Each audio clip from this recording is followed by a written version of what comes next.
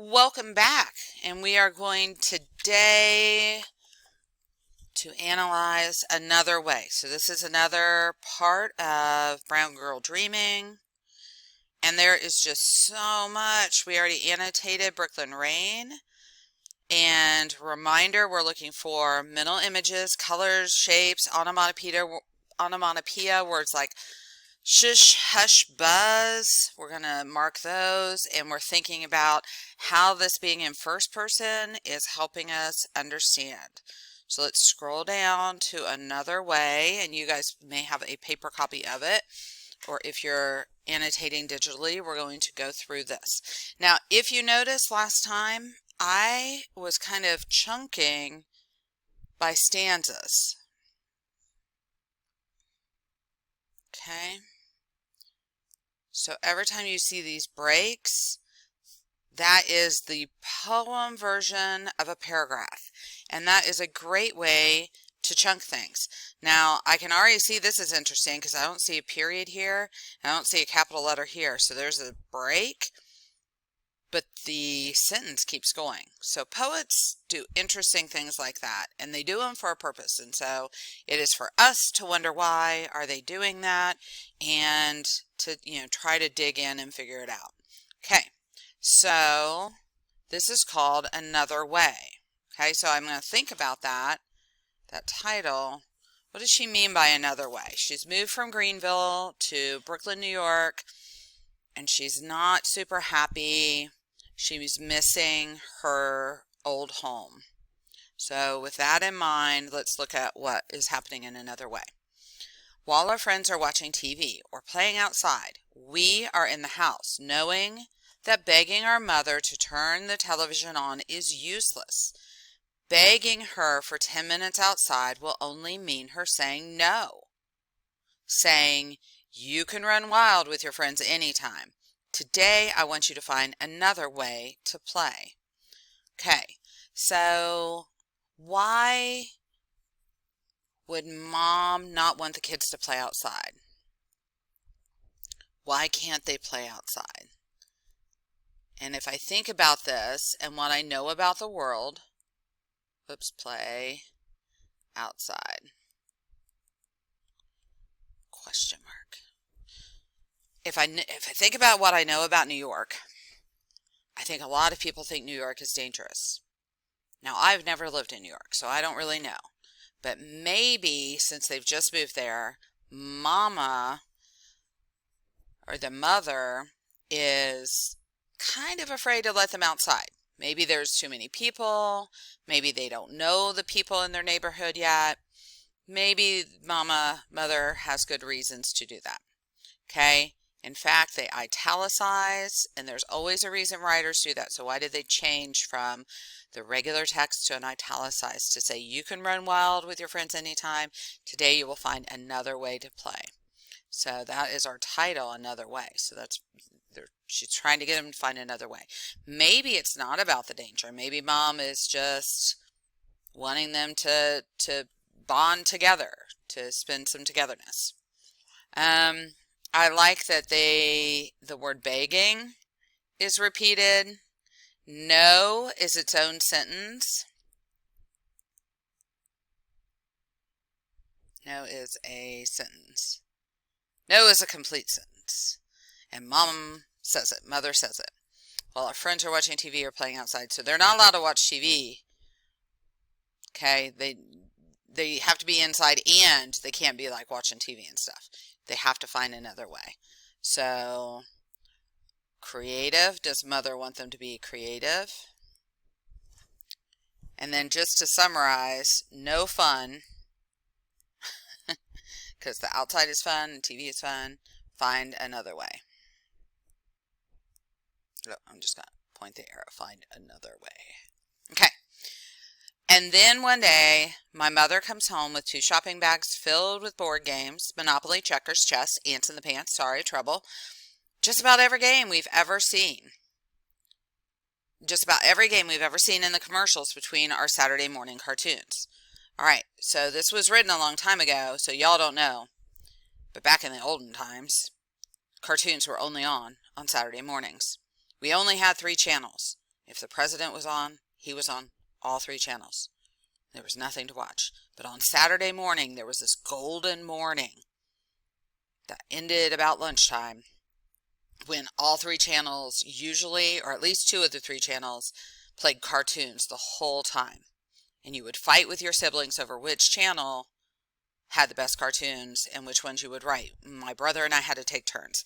So Saturday morning was this golden magical time, and they would also advertise, of course, all kinds of games and toys and stuff during that time because they knew they had all the kids watching.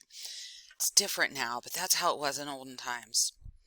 Okay, so my mother comes home. She has 2 shopping bags, so she's bringing them games. And some of these games I'm sure you've heard of, some of them you might not have. Brings home games. Okay, so now I'm going to pause. I'm thinking, what's going to happen next? I'm pretty sure I know what's going to happen next. You got a house full of kids and a bunch of games. But that Saturday morning cartoon thing, that makes me remember. That's a good memory for me. Memory, heart. All right. So many games we don't know where to begin playing. So we let Roman choose. And he chooses Trouble, because he likes the sound the die makes when it pops inside in its plastic bubble.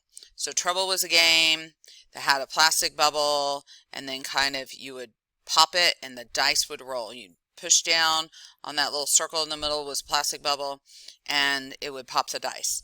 But I think it's interesting, the word trouble, we all know the word trouble, right? I wonder if Roman is trouble. Because why did Roman choose Trouble and not Monopoly? For days and days, it's Christmas in November. Okay? That is a great phrase. Yay!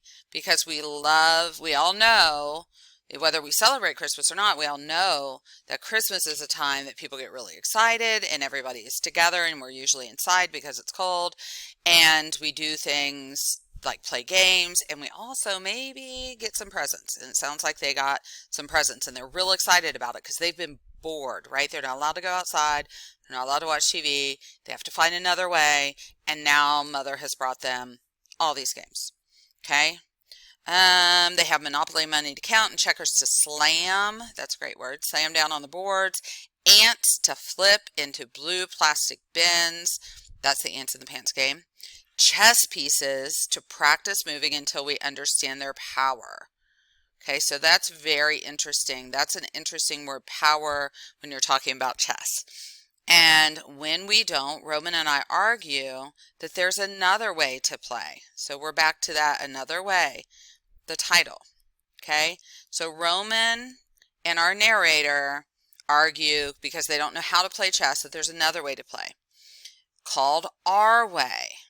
But Hope and Dell, so there's at least 4 kids, Hope and Dell tell us we're too immature to even begin to understand, then bend over the chessboard in silence, each becoming the next chess champ of the house, depending on the day and the way the game is played. So, 2 younger, and they don't know how to play chess, and 2 older. And we've referenced that another way again. Okay. Lots of information in that stanza. Sometimes Roman and I leave Hope and Dell alone, go to another corner of the room, and become what the others call us, the 2 youngest. And that's italicized. Playing games we know the rules to. Tic-tac-toe and checkers, hangman, and connect the dots, which is connect the dots, dot, dot, dot. Dot, dot, dot is an ellipses, and it's when you have a break, it's a pause. It makes you pause. So younger kids are playing the younger games, and they spend lots of times like that. So that's Roman and our narrator, and Hope and Dell are the older 2. And then we go to the last stanza. It's the last stanza we got. But mostly, we lean over their shoulders as quietly as we can, watching, waiting, wanting to understand how to play another way. So they're trying to learn, is what they're doing, to learn the rules of chess.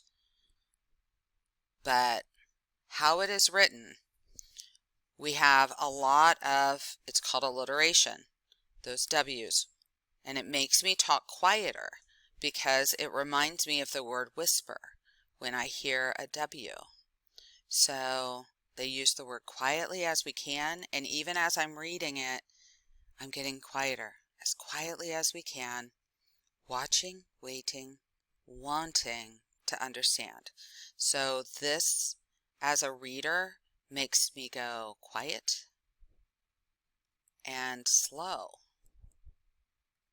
which is kind of interesting.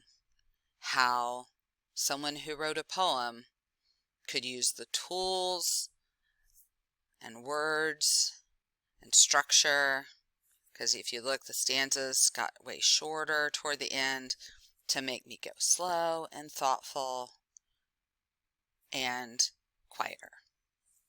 Interesting.